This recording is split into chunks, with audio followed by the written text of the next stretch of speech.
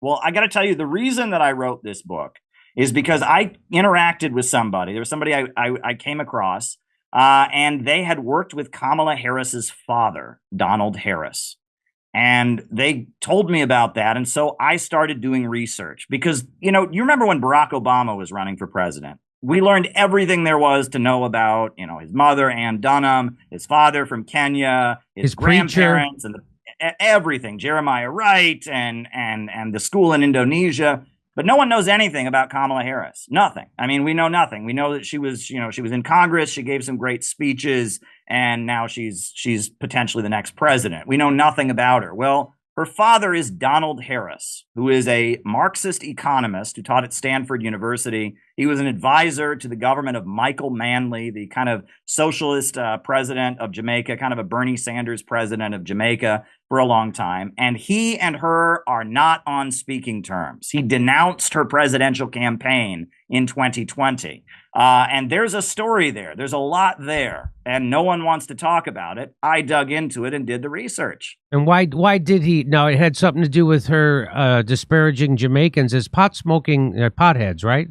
Well, yes. So what happened was she was on a radio show called The Breakfast Club, and she was asked if she'd ever smoked marijuana. I don't know if you remember this. And she said, Yes. oh, yeah, that she smoked weed when she was in college. And then they asked her what music she listened to when she smoked weed. And she said Snoop Dogg. And that was interesting because Snoop Dogg had not yet released an album at the point when she was in college. So that's interesting. But regardless, she then said, half my family's from Jamaica. What do you think? And Donald Harris heard about this, and he didn't particularly care for it. And he published an essay called Reflections of a Jamaican Father. And in that essay, he reveals that it looks an awful lot like Kamala Harris lied in her autobiography. In her autobiography, The Truths We Hold, she says that when her parents divorced when she was a small child, the only thing they fought over was the books. Oh, doesn't that sound nice? They only fought over the books. Well, Donald Harris reveals they actually fought over who got custody of Kamala and her sister. There was a custody battle. And in that custody battle, they played up the stereotype of Jamaican men and black men as not good fathers, as pot smokers, as lazy, etc.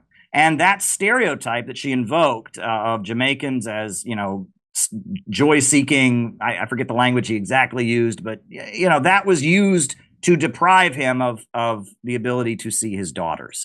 So he particularly took issue from it. He denounced her presidential campaign. He called it a travesty of identity politics, and he said he speaks for her entire Jamaican family. He did not attend her inauguration as vice president. Her mother is deceased, and Kamala Harris talks about her mother endlessly. Her mother is like a saint. But her father, nobody talks about the fact that she has this father who taught Marxist economics at Stanford University, etc. And there's a lot there if you dig into it. That is particularly surprising. If Barack Obama had a Marxist father, we would have heard about it endlessly. But nobody wants to talk about Kamala Harris and her estrangement from her father in Jamaica. The thing is, we talked about this yesterday or the other day. It would be a mistake for Trump to come at her as being some kind of far left Marxist radical, because she's not.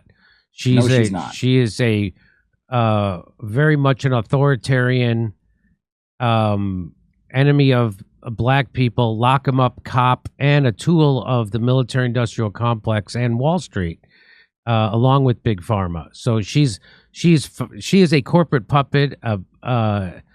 She's all the bad things you would think of. I used to equate with being right wing, but now things are flipping around. So I don't know, those terms don't mean anything anymore. So, but yeah, she's not a far leftist. Ed, would you consider her a far left? You wrote the book. No, not at all. I mean, what is interesting, though, is that, her parents certainly were on the far left when they met each other. Right. They met each other at the free speech movement in Berkeley. They were part of, left-wing protests. They were most likely in some kind of communist organization at that time. We don't know exactly, but her father was a Marxist economist. They were both attending protests. But what's interesting, and I talk about this in the first chapter of the book, is that, Berkeley in the early 60s was not only the center of, protest movements for civil rights, the free speech movement at UC Berkeley. It was also the center of all kinds of CIA programs intended to manipulate left-wing politics. Starting with the downfall of McCarthy in the late 50s and early 60s, the U.S. government started covertly funding various leftist and communist groups while manipulating and crafting their politics to serve a different agenda. The Bay Area was the center of Project MK Ultra, where the CIA was distributing LSD, throughout civilian areas, just handing acid to people, etc. And there was all kinds of manipulation of the politics of the Bay Area. And her parents were heavily involved in that. And that is particularly interesting when you look into it. Kamala Harris talks about how when she grew up in the Bay Area, she attended a cultural center called Rainbow Sign. And it was a cultural center connected with James Baldwin and I believe Ralph Ellison and some other black intellectuals who were being promoted by the CIA as an alternative to the communist wing of black liberation. This was the time when you had the Black Panthers that were rising, Huey Newton in Oakland and others. And so this was a cultural center that was being funded and promoted to kind of push black radicals in a direction that was less dangerous to the establishment. And that's particularly interesting when you look into it. There's a lot there if you look into Kamala Harris and her background. And the fact that no one wants to talk about her father. And when it really gets down to it, the fact that the most epic political knockout was delivered in 2020 by Tulsi Gabbard. Do you remember that? Yes, of course. Yeah. We played why on... did I was there when that happened. Yeah, it was amazing. I've never seen, she just used her very limited time on the debate stage to just go over Kamala's record as a vicious prosecutor.